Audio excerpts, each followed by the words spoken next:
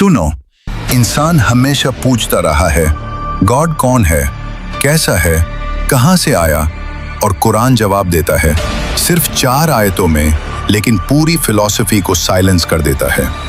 ये सूरा किसी डिबेट का हिस्सा नहीं, ये रियलिटी का फाइनल स्टेटमेंट है। कुल हुवल्लाहु अहद, कह दो अल्लाह वन है। साइकोलॉजी कहती है इंसान कॉम्प्लेक्सिटी में कंफर्ट ढूंढता है। Multiple gods, multiple forces, multiple explanations. Quran simplicity लाता है, लेकिन एब्सोल्यूट सिंप्लिसिटी। अहद का मतलब सिर्फ वन नहीं, अहद equals indivisible, incomparable, unique beyond numbers. Philosophy यहाँ रुक जाती है, क्योंकि जो ट्रूली वन है वो पार्ट्स में डिवाइड नहीं हो सकता।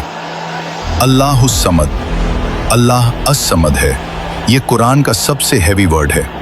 साइकोलॉजी का ट्रूथ, हर इंसान किसी पर डिपेंड करता है, इमोशनली, मेंटली, एग्जिस्टेंशियली। कुरान कहता है अल्लाह डिपेंड नहीं करता, बल्कि सब अल्लाह पर डिपेंड करते हैं।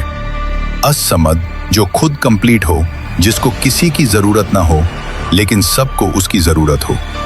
लम यलिद वलम यूलद, न उसने किसी को जाना न वो जाना गया। यहाँ कुरान लिनिएज तोड़ देता है। फिलॉसफी कहती है जो बॉर्न होता है वो टाइम में बंधा होता है, जो पैदा होता है वो लिमिटेड होता है। कुरान कहता है अल्लाह टाइम का प्रोडक्ट नहीं, अल्लाह टाइम का क्रिएटर है। इसलिए न फादर, न सन, न फैमिली ट्री। वलम यकुन लहू कुफुवन अहद, और कोई भी उसका इक्वल नहीं। ह्यूमन माइंड का सबसे बड़ा ट्रैप कंपैरिजन। हम हर चीज को कंपेयर करके समझते हैं, strong week, big small, more less. Quran यहां कंपैरिजन ही डिस्ट्रॉय कर देता है। अल्लाह का कोई रेफरेंस पॉइंट नहीं, अल्लाह को किसी से मेजर नहीं किया जा सकता।